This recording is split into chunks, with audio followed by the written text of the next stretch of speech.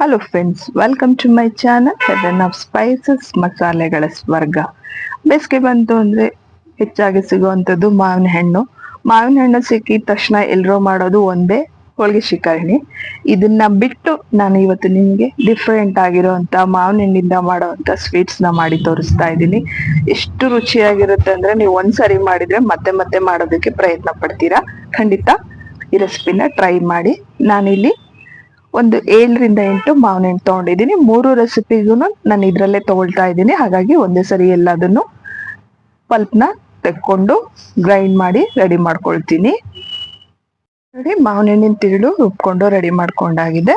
ಈಗ ಇನ್ಸ್ಟೆಂಟ್ ಆಗಿರೋಂಥ ಮಾವಿನ ಹಣ್ಣಿಂದು ಲಡ್ಡು ಮಾಡೋಣ. 3 ಪದಾರ್ಥ ಬೇಕು, ತುಂಬಾ ಬೇಗ ಆಗುತ್ತೆ.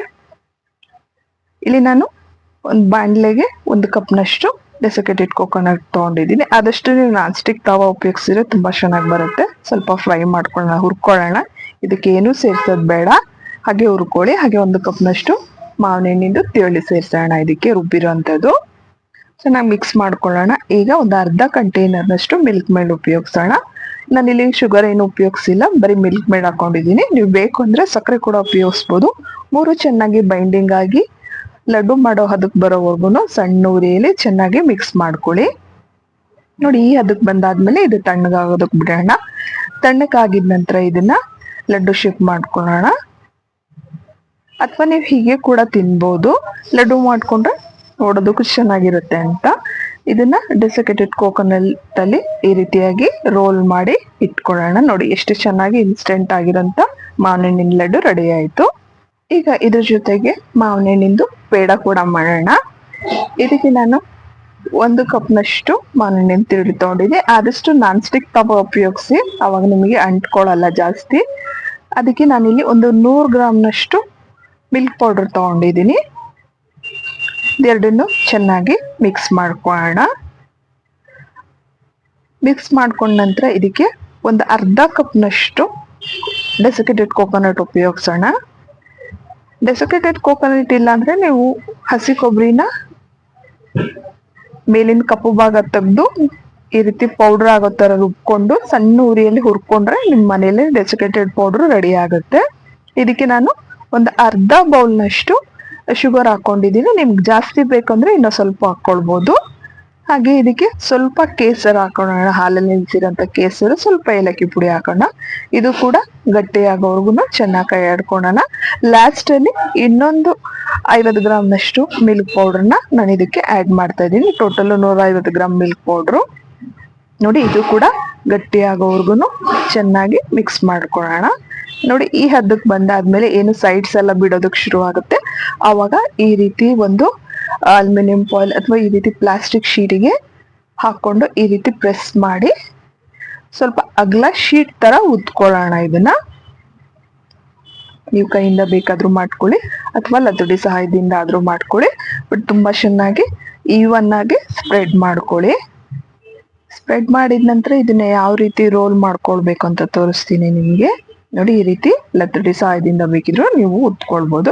ಈ ರೀತಿ ಚೌಕಾಗಿ ಮಾಡ್ಕೊಂಡು ಮೇಲ್ಗಡೆ ನೀವು ಡ್ರೈ ಫ್ರೂಟ್ಸು, ರೋಸ್ ಪೆಟಲ್ಸು, ನಿಮ್ಗೆ ಏನ್ ಬೇಕೋ ಆ ತರದ್ದೆಲ್ಲ ಫ್ರೂಟ್ಸು, ಡ್ರೈ ಫ್ರೂಟ್ಸ್ನ ನೀವು ಇದ್ರ ಮೇಲೆ ಹಾಕೊಳ್ಳಿ. ಅಥವಾ ಏನು ಬೇಡ ಅಂದ್ರೆ ನೀವು ಹಾಗೆ ಕೂಡ ರೋಲ್ ಮಾಡ್ಕೊಳ್ಬಹುದು. ನಾನಿಲ್ಲಿ ಡ್ರೈ ಫ್ರೂಟ್ಸ್ನ ಚಿಕ್ಕದಾಗಿ ಕಟ್ ಮಾಡಿ ಹಾಕೊಂಡಿದ್ದೀನಿ. ನೋಡಿ, ಈ ರೀತಿಯಾಗಿ ಟೈಟಾಗಿ ಸುತ್ಕೊಳ್ತಾ ಬರ್ಬೇಕು. ನೀವು ಎಷ್ಟು ಸಾಧ್ಯನೋ ಅಷ್ಟು ಟೈಟಾಗಿ ಸುತ್ಕೊಳ್ಬೇಕು. ನೋಡಿ, ಈ ರೀತಿಯಾಗಿ ಸುತ್ಕೊಳ್ತಾ ಬರೋಣ. ಸ್ವಲ್ಪ ಟೈಮ್ ತಗೊಂಡು ಪೇಶನ್ಸ್ ಇಂದ ಟೈಟ್ ಆಗಿ ಸುತ್ಕೊಳ್ಳಿ. ನೋಡಿ, ಈ ರೀತಿ ಸುತ್ತಿದ್ದಾಯ್ತು. ಇದನ್ನ ಒಂದ್ ತಾಸು ಅಥವಾ 2 ತಾಸು ಫ್ರಿಜ್ ಅಲ್ಲಿ ಇಡೋಣ. ಫ್ರೀಸರ್ ಅಲ್ಲಿ ಇಡ್ಬೇಡಿ, ಫ್ರಿಜ್ ಅಲ್ಲಿ ಇಡಿ. ನೀವು ಕೊಬ್ಬರಿ, ಡೆಸಿಕೇಟೆಡ್ ಕೋಕೋನಟ್ ಮನೇಲಿ ಮಾಡ್ಕೊಳಕ್ಕಾಗಿಲ್ಲ ಅಂದ್ರೆ ಒಣ ಕೊಬ್ಬರಿ ಕೂಡ ಮೇಲಿನ ಕಪ್ಪು ಭಾಗ ತೆಗೆದು ರುಬ್ಕೊಳ್ಬಹುದು. ನೋಡಿ, 1 ಅವರ್ ಆಗಿದ ನಂತರ ಈ ರೀತಿಯಾಗಿ ಪ್ಲಾಸ್ಟಿಕ್ ಶೀಟ್ ಓಪನ್ ಮಾಡಿ ಈ ರೋಲ್ಸ್ ಏನ್ ಬಂದಿದೆ ಆ ರೋಲ್ಸ್ ನ ಈ ರೀತಿಯಾಗಿ ಚಿಕ್ಕ ಚಿಕ್ಕದಾಗಿ ಕಟ್ ಮಾಡ್ಕೊಳ್ತಿದ್ದೀನಿ. ಸ್ವಲ್ಪ ಮೇಲ್ಗಡೆ ಸಿಲ್ವರ್ ಲೀವ್ಸ್ ಅಪ್ಲೈ ಮಾಡಿದ್ದೀನಿ. ಬೇಡ ಅಂದ್ರೆ ನೀವು ಹಾಗೇನು ಸರ್ವ್ ಮಾಡ್ಬೋದು, ಡ್ರೈ ಫ್ರೂಟ್ಸ್ ಎಲ್ಲ ಹಾಕಿ. ನೋಡಿ, ನೋಡೋದಕ್ಕೆ ಎಷ್ಟು ಚೆನ್ನಾಗಿದೆ. ಇನ್ನು 3ನೇ ಸ್ವೀಟು ಮಾವಿನ ಹಣ್ಣಿನ ಕಲಾಕಂದ. ಇದನ್ನ ನೀವು ಇದೇ ರೀತಿ ಬೌಲಲ್ಲಿ ಕೂಡ ಸರ್ವ್ ಮಾಡ್ಬೋದು, ಅಥವಾ ಒಂದು ತಟ್ಟೆಗೆ ಹಾಕ್ಬಿಟ್ಟು ಈ ರೀತಿ ಪೀಸಸ್ ತರ ಕಟ್ ಮಾಡಿ ಕೂಡ ಮಾಡ್ಬೋದು. ನಾನಿಲ್ಲಿ ಅದೇ ಬೌಲಿಗೆ ಒಂದು ಅರ್ಧ ಲೀಟರ್ನಷ್ಟು ಹಾಲು ತಗೊಂಡಿದ್ದೀನಿ. ಪದೇ ಪದೇ ಪಾತ್ರೆ ತೊಳೆಯೋದು ಕಷ್ಟ ಅಲ್ವಾ, ಅದಕ್ಕೆ ಅದೇ ಬಾಣಲಿನ ಉಪಯೋಗಿಸಿದ್ದೀನಿ.